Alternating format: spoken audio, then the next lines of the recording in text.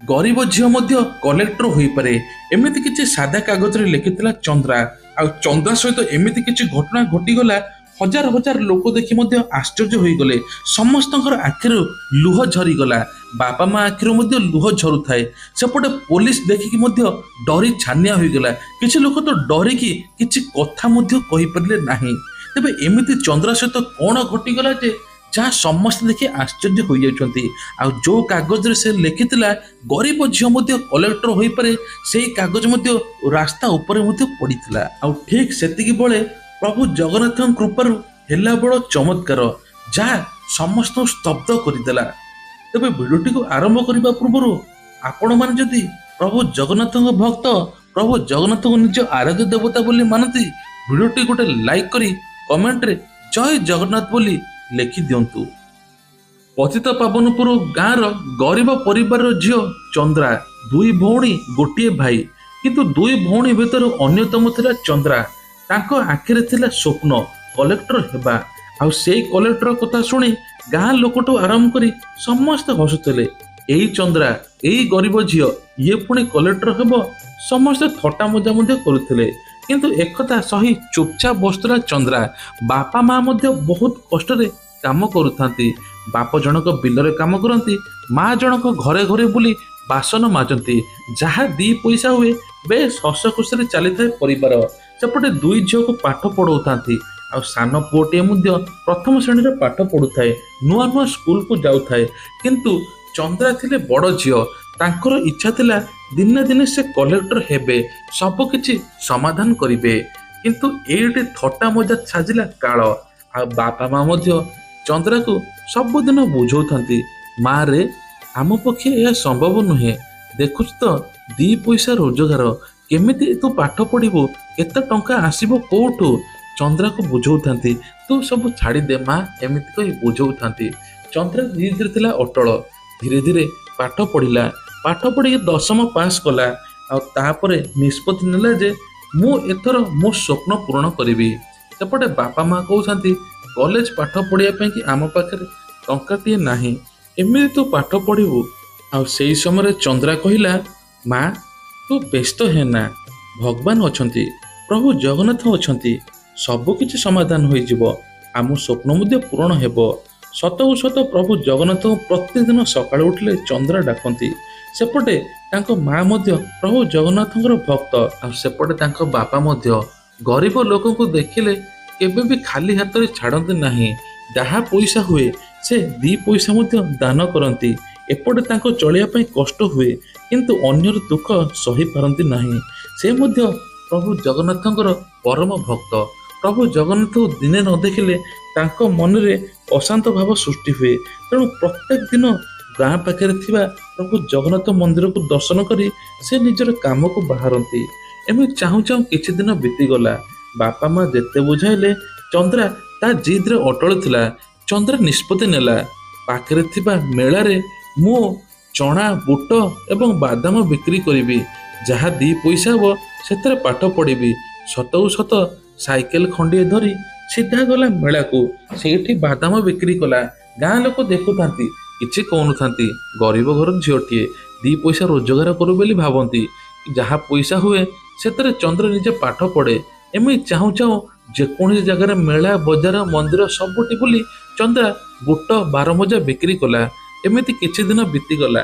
College चली थाए बहुत कष्ट पाठ पढ़ु थाए बाप माँ कथा चंद्रा सब कथा मानु थाए किंतु केबे भी बाप माँ कथा गोटे कथा मानु थाए बाप माँ जेते मना कले मारे एते परिश्रम कर ना कहीं जाऊचु कहीं सेठी बिक्री करुचु यही सब जिनस सेई कथारे चंद्रा सब बेले माँ को मना करुथाए माँ तू व्यस्त है ना मु ए बिक्री करुची ए पैसा आसिले मु पाठ पढ़ी आ शेष माँ कहे हौ तो इच्छा तू जहा कर वर्ष पर वर्ष बीतीगला से गरीब घर झीलटीए डिबी आलुरे पाठ पढ़ुए आउ दिन पर दिन बीतला परे से निज परिश्रम फल रे ओडिशा सिविल सर्विस रिजल्ट आसिला आउ ना थिला चंद्रा साहू रैंक 2 गाँ लोक देखी एक आश्चर्य हो गले मने मने भाविले ये सही चंद्रा साहू नुहे हुए तो आउ क्या ना आस जाइथिबो सतकु सत चंद्रा साहू रिजल्ट देखिला ଆଉ ଦେଖିଲା ବେଳକୁ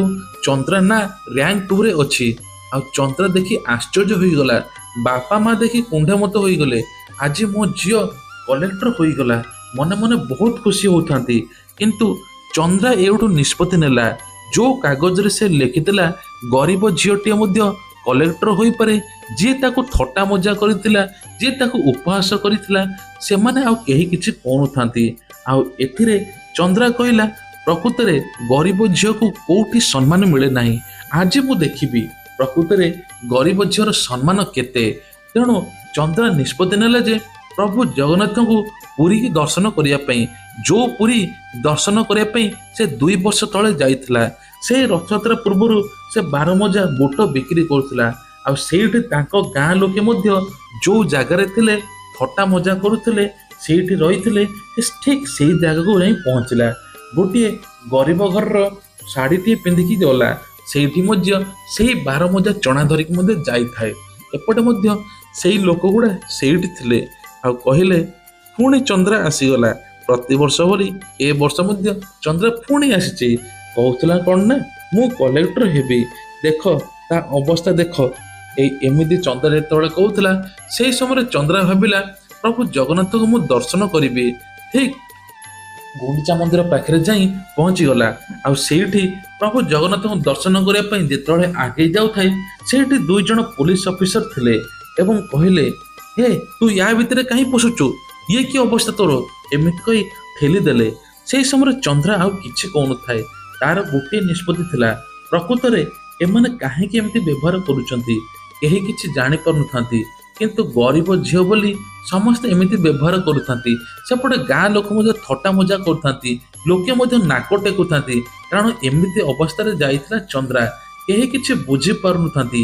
ତାପରେ ଯେତେବେଳେ କିଛି ସମୟ ପରେ ଚନ୍ଦ୍ରା କଲେକ୍ଟର ପୋଷ୍ଟ ପାଇଛି, ଆଉ ସେଠିକାର କିଛି ଲୋକ ଆସିଲେ, ଉଚ୍ଚ ପଦସ୍ଥ ଲୋକ ଆସିଲେ। ସେଇଠି ଦେଖିଲେ, ମ୍ୟାଡ଼ାମ ଆପଣ ଆପଣ ଏଇ ଅବସ୍ଥାରେ, ମ୍ୟାଡ଼ାମ ଏମିତି କ'ଣ ହୋଇଛି? ଆପଣ ଏମିତି ଅବସ୍ଥାରେ କାହିଁକି ଆସିଛନ୍ତି? ସେହି ସମୟରେ କିଛି ବୁଝିପାରୁନଥାନ୍ତି। ଯେଉଁ ପୋଲିସ 2 ଜଣ ଧକ୍କା ଦେଇଥିଲେ ସେମାନେ ମଧ୍ୟ ଆଶ୍ଚର୍ଯ୍ୟ ହେଉଛନ୍ତି, ମ୍ୟାଡ଼ାମ। ତାପରେ ଗାଁ ଲୋକ ଯେଉଁଗୁଡ଼ା ଥଟ୍ଟା ମଜା କରୁଥିଲେ ସେମାନେ ମଧ୍ୟ ଥାନ୍ତି, ମ୍ୟାଡ଼ାମ ମ୍ୟାଡ଼ାମ କ'ଣ ଡାକୁଛନ୍ତି?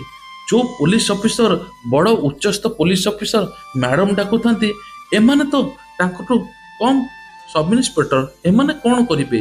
ଆଉ ସତକୁ ସତ ଚନ୍ଦ୍ରା ସାହୁ ଇଏ ହେଉଛନ୍ତି କଲେକ୍ଟର, ଇଏ ହେଉଛନ୍ତି କଲେକ୍ଟର ମ୍ୟାଡ଼ାମ ଆମର। ଯେତେବେଳେ ଏମିତି ଉଚ୍ଚ ପଦସ୍ଥ ଅଫିସର କହିଲେ, ସେପଟେ ସମସ୍ତେ ଆଶ୍ଚର୍ଯ୍ୟ ହୋଇଗଲେ। ଯେଉଁ ପୋଲିସ 2 ଜଣ ଧକ୍କା ମାରିଥିଲେ, ସେହି ପୋଲିସ ସାଲ୍ୟୁଟ କରି ମ୍ୟାଡ଼ାମ ଆମକୁ କ୍ଷମା କରିଦିଅନ୍ତୁ ବୋଲି କହି ସେମାନେ ହାତ ଯୋଡ଼ି ପକାଇଲେ। ଆଉ ଯେଉଁ ଗାଁ ଲୋକ ଥଟ୍ଟା ମଜା କରୁଥିଲେ ସେମାନେ ହଠାତ୍ ଡରିଗଲେ। କ'ଣ ବା ଇଏ ପୁଣି କଲେକ୍ଟର? ଏମିତି କହି ଡରିଗଲେ। ସେମାନେ ମଧ୍ୟ କ୍ଷମା ମାଗିଲେ, ଚନ୍ଦ୍ରା ଆମକୁ କ୍ଷମା କରିଦିଏ, ଆମକୁ କ୍ଷମା କରିଦିଏ କହୁଥାନ୍ତି। ଆଉ ସେହି ସମୟରେ ବଡ଼ ଅଫିସର କହିଲେ, ଚନ୍ଦ୍ରା ନୁହେଁ, ଇଏ ହେଲେ ଆମ କଲେକ୍ଟର ମ୍ୟାଡ଼ାମ, ମ୍ୟାଡ଼ାମ ବୋଲି କୁହନ୍ତୁ। ଆଉ ସେହି ସମୟରେ କହିଲେ, ମ୍ୟାଡ଼ାମ ଆମକୁ କ୍ଷମା କରିଦିଅନ୍ତୁ, ଏମିତି କହୁଥାନ୍ତି। ଚନ୍ଦ୍ରା ସେହି ସମୟରେ କିଛି କହୁନଥାଏ, ମନେ ମନେ ଭାବୁଥାଏ, ହେ ପ୍ରଭୁ ଜଗତରନାଥ ଜଗନ୍ନାଥ, ଗୋଟେ ଗରିବ ଝିଅକୁ ସବୁବେଳେ ଅସମ୍ମାନ କରିଥାନ୍ତି। ଆଉ ଗୋଟେ ଗରିବ ଝିଅ କେବେ ବି ଚାହିଁଲେ ନିଜ ସ୍ୱପ୍ନ ପୂରଣ କରିପାରେନି, କରିପାରେ, କିନ୍ତୁ ତା ମନରେ ଦୃଢ଼ ବିଶ୍ୱାସ ରହିବା ଦରକାର। ପ୍ରଭୁ ଜଗନ୍ନାଥଙ୍କ ପ୍ରତି ଭକ୍ତି ରହିବା ଦରକାର। ଆଉ ଦୃଢ଼ ବିଶ୍ୱାସ ସହିତ, ଭକ୍ତି ସହିତ ଯଦି ଗୋଟେ କାମଟିଏ କରେ, ନିଶ୍ଚିତ ମଣିଷ ସଫଳ ହୁଏ। ଆଉ ସତକୁ ସତ ଚନ୍ଦ୍ରା ଟିକେ ହସି ଦେଇ କହିଲେ, ଗୋଟେ ଗରିବ ଝିଅ ମଧ୍ୟ କଲେକ୍ଟର ହୋଇପାରେ। ସେଇ କାଗଜଟି ଦେଖାଉଥାନ୍ତି, ଆଉ ସେଇ କାଗଜଟି ତାଙ୍କ ହାତରୁ ପଡ଼ିଗଲା। ଆଉ ସେଇଠି ଚନ୍ଦ୍ରା କିଛି ସମୟ ପାଇଁ ବେହୋସ ହୋଇଗଲେ। ଦେଖିଲେ ପ୍ରକୃତରେ କେତେ ଲୋକ ଆସୁଛନ୍ତି। ଆଉ ସତକୁ ସତ ଚନ୍ଦ୍ରା ବେହୋସ ହୋଇଯାଇଥିଲେ। ଆଉ ତାଙ୍କୁ କିଛି ଲୋକ ଯାଇ ମେଡ଼ିକାଲରେ ଚିକିତ୍ସା କଲେ। ମେଡ଼ିକାଲରେ ସେ ଉଠିଲେ। ହୁଏତ ତାଙ୍କ ମୁଣ୍ଡ ବୁଲେଇଥିବାରୁ ସେ ପଡ଼ିଯାଇଥିଲେ। ଆଉ ସେଇ ବାପା ମା ଆଜି ଧନ୍ୟ ମନେ କରୁଛନ୍ତି, କାହିଁକି ନା ତାଙ୍କ ଝିଅ ଆଜି କଲେକ୍ଟର। ଯେଉଁ ଗାଁ ଲୋକ କହୁଥିଲେ ଆମ ଝିଅ କି ଏଇ ଚନ୍ଦ୍ରା କଲେକ୍ଟର ହୋଇପାରିବ ନାହିଁ, ଗରିବ ଘରର ଝିଅ, ସେ ସବୁ ସ୍ୱପ୍ନ ତାଙ୍କର ପୂରଣ ହୋଇଛି। ପ୍ରଭୁ ଜଗନ୍ନାଥ କୃପାରୁ ସେ ମଧ୍ୟ କଲେକ୍ଟର ବନିଯାଇଛନ୍ତି। ଆଉ ଏଥର ତାଙ୍କୁ କେହି ବି ଅଟକେଇ ପାରିବେ ନାହିଁ। ସବୁ ଗରିବ ଘରର ଝିଅ ପାଇଁ ସେ ଏକ ମିସାଇଲ ପାଲଟି ଗଲେ। ସବୁ ଗରିବ ଝିଅ ପାଇଁ ସେ ଆଗେଇ ଗଲେ।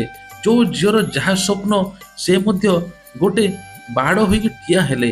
କାହାର କିଛି ଅସୁବିଧା ହେବ ନାହିଁ, ମୁଁ ଅଛି। ତେବେ ଇଏ ଥିଲା ଚନ୍ଦ୍ରାର ଗୋଟିଏ ଷ୍ଟୋରିଟିଏ। ଯଦି ଭଲ ଲାଗିଥିଲା ଭିଡ଼ିଓଟି ଗୋଟେ ଲାଇକ୍ କରି କମେଣ୍ଟରେ ଆପଣଙ୍କର ମତାମତ ମଧ୍ୟ ଦେବେ।